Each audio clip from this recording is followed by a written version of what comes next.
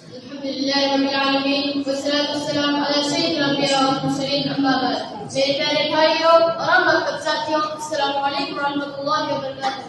آج ہمیں بہت اہم اور خوبصورت موضوع پر بات کریں گے جس کا عنوان ہے توحید. توحید کیا ہے میرے بھائیوں؟ توحید کا مطلب اللہ کو ایک ماننا، صرف اللہ کی عبادت کرنا، اس کے ساتھ کسی کو شریک نہ ٹھہرانا. ہم سب کہتے ہیں لا الہ الا اللہ، جس کا مطلب اللہ کے سوا کوئی عبادت کے لائق نہیں. یہی ہو جائے کہ ہم اسی کی عبادت کرتے ہیں، اسی کو اپنا معبود حقیقی سمجھتے ہیں، اسی پر بھروسہ کرتے ہیں، اسی سے مدد مانگتے ہیں اور اسی کے سامنے اپنا سر جھکاتے ہیں. توحید ہمیں کس نے سکھائی؟